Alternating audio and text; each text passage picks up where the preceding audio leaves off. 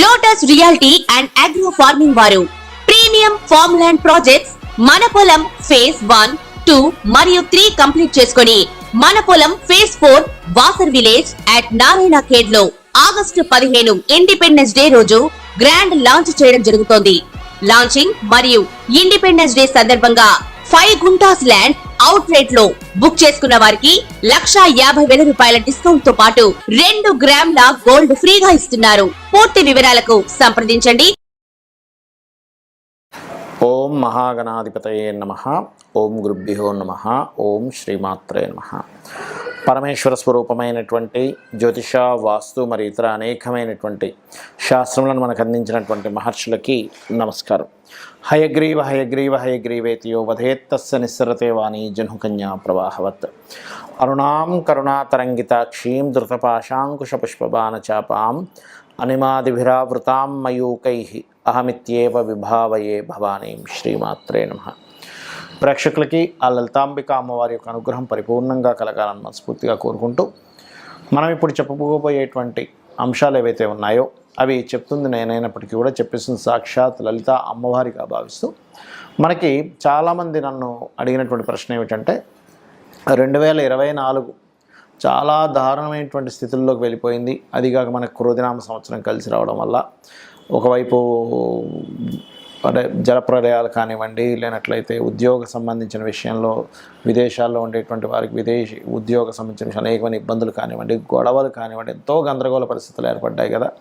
కనీసం 2025 అయినా బాగుంటుందా? ఇంకా 3 నెలల్లో రాబోయేటువంటి 2025 ఎలా ఉండబోతుంది? కొంచెమైనా ఆశాజనకంగా ఉంటుందా అనేటువంటిది అడిగారు. దాన్ని బట్టి నేను ముందుగా చెప్పడం జరుగుతుంది ఇది.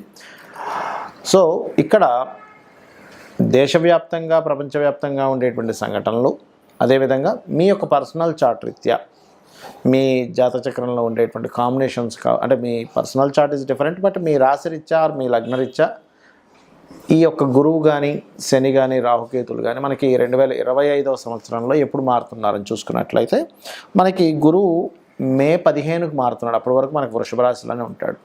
శని భగవానుడు 30 మార్చిను మారుతున్నాడు. రాహుకేతువులు ఏంటంటే 30 మే నుంచి మారుతున్నారు 2025లో. కాబట్టి ఈ గ్రహాలు మారే వరకు ఉండేటువంటి ఫలితాలు, మారిన తర్వాత ఉండేటువంటి ఫలితాలు 2025 సంవత్సరంలో అందరికీ ఎటువంటి ఫలితాలు కలగనున్నాయి, మరియు ఏం చేసుకోవాలి మీరు అనేటువంటి విషయం మనం ఇప్పుడు తెలుసుకుందాం. వృషభ లగ్నము, వృషభ రాశి. వృషభం వారికి ఈ 2025 సంవత్సరంలో ఎప్పుడైతే విశ్వవసు అనేటువంటిది వస్తుందో అక్కడ నుంచి ఇంకా బాగుంటుంది చెప్పాలంటే. కాకపోతే ఈ 2025 సంవత్సరంలో మనం జనవరి నుంచి చాలామంది అడుగుతున్నారు కాబట్టి మనం వసు సంవత్సరం మళ్ళీ చెప్పుకుందాం సపరేట్గా.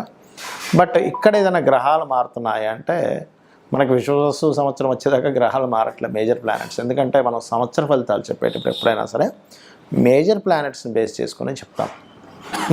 మైనర్ ప్లానెట్స్ అనేటువంటివి అంటే చిన్నవి, ఎవ్రీ మంత్, ఎవ్రీ 25 డేస్కి, ఎవ్రీ 2.5 డేకి మారేటువంటి గ్రహాలు సంవత్సర ఫలితాలకు కాదు. ఇవి మెయిన్గా. అయితే ఇక్కడ మీకు ఎప్పుడైతే వృషభం వారికి మే మాసం నుంచి, మే 15వ తేదీ నుంచి గురువు రాశి నుంచి 2లోకి వెళ్తాడో వ్యాపార పరంగా అద్భుతమైనటువంటి యోగాలు ఇస్తాడు. అక్కడ వ్యాపార పరంగా గుర్తుపెట్టుకోండి. అలాగే కొంతవరకు అక్కడ గురువు ఉన్నప్పుడు ఏం జరుగుతుంది అంటే సంతాన సంబంధించినటువంటి విషయాల్లో కొంత స్ట్రెస్ కూడా జరుగుతుంటుంది. ఎందుకంటే ఈ లగ్నానికి కాస్త పాపి కదా, కానీ వ్యాపార పరంగా మాత్రం లాభాధిపతి 2లో ఉన్నందుకు వ్యాపార లాభాలు మాత్రం ఇస్తాడు అక్కడ, అందులో ఎటువంటి సందేహం లేదు.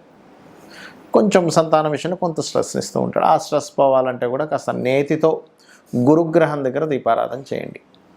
అలాగే మీకు ఈ యొక్క సంవత్సరం మార్చి 30వ తేదీ నుంచి శని లాభంలోకి వస్తున్నాడు, దశమం నుంచి లాభంలోకి వస్తున్నాడు. దానివల్ల 2025 సంవత్సరంలో మీకు కలిగేటువంటి మార్చి ఎండింగ్ నుంచి కలిగే గొప్ప ఫలితాలు ఏమిటి అంటే శని దశమ స్థానాన్ని వదిలేసి లాభంలోకి వస్తున్నాడు. అంటే దశమం అంటే వృత్తి స్థానం. వృత్తిలో ఉన్నటువంటి స్ట్రెస్ చాలా మటుకు తగ్గుతుంది, గుర్తుపెట్టుకోండి. చాలా అంటే చాలా మటుకు అది తగ్గిస్తాడు అక్కడ. అంత గతంతో పోల్చుకుంటే చాలా హాయిగా ఉందండి, ఇప్పుడు నేను ఓన్గా ఏదైనా చేసుకోగలుగుతున్నాను, ఇటువంటి అనుభవాలు మీరు పొందుతారు లాభంలో శని ఉన్నప్పుడు. అయితే ఇది మీ పర్సనల్ చార్ట్లో ఉండే గ్రహాలను బట్టి కూడా కొంత ఎఫెక్ట్లో మార్పులు వస్తాయి. బట్ జనరల్గా జరిగే అంశం మాత్రం ఇది. మరి 4లో కేతు సంచారము 30 మే నుంచి, అదేవిధంగా దశమంలో రాహు సంచారం. దశమరాహు సంచారం విదేశీ ఉద్యోగ యోగాలను ఇస్తుంది. 4లో కేతు సంచారం ఉన్న ప్రదేశం నుంచి మారేలా చేస్తుంది, లేదా ఒక స్థలము గృహము ఉంది దాన్ని అమ్ముదాము. అయితే ఈ 5వ స్థానంలో కేతువు మీకు మే వరకు ఉంటాడు కాబట్టి కాస్త ఈ షేర్ మార్కెట్, ఫ్రెండ్స్ ఇట్లాంటి విషయాల్లో మే 30వ తేదీ వరకు మాత్రం చాలా జాగ్రత్తగా ఉండండి. ఇక మీరు చేయవలసిన దేవతారాధన ఏమిటి? మే 30 వరకు విష్ణువుని గణపతిని ఖచ్చితంగా ఆరాధిస్తూ ఉండండి. 30 మే తర్వాత గణపతిని ఆరాధించొద్దని కాదు, ఎక్కువ విష్ణు నామస్మరణ. అదేవిధంగా మరొకటి ఏంటంటే దత్తాత్రేయుడి యొక్క ఆరాధన ఎక్కువగా చేయండి. దానివల్ల ఏమవుతుందంటే సంతాన అభివృద్ధి కలగడము, మరియు అదేవిధంగా మీరు తీసుకునేటువంటి నిర్ణయాలు సరైనటువంటి నిర్ణయాలై మీ భవిష్యత్తు అద్భుతంగా ఉంటుంది. 2024 కంటే 2025 విశ్వవసు అనేటువంటి సంవత్సరం క్రోధినామ సంవత్సరం కంటే చాలా బెటర్గా ఉంటుంది. ఎందుకంటే ధన సమృద్ధి యోగాన్ని ఇస్తుందట విశ్వవసు అంటే. మరి దేశ కాలమాన పరిస్థితుల్లో ఎటువంటి ఫలితాలు వస్తాయి అని చెప్పి చూసుకున్నట్లయితే ఇప్పుడు మనం చూడండి, జలరాశుల్లో మీనం యొక్క సంచారం జరుగుతున్నందుకు మనం లాస్ట్ టైం మనం చెప్పుకున్నాం, 9 months బ్యాకే చెప్పుకున్నాం. రాహు మారినప్పుడు జలరాశుల్లోకి రాహు వచ్చాడు. Rahu is the drastic related సంబంధించిన వాటికి కారకుడు. జల సంబంధించినవి బాగా పెరుగుతాయి. జల సంబంధించిన వర్షాలు కావచ్చు, నదులు ప్రవహించడం కావచ్చు, జల ప్రళయాలు కావచ్చు వస్తాయని అనుకున్నాం. అదేవిధంగా మనకు జరుగుతూ ఉంది కూడా ఇప్పుడు కాలంలో.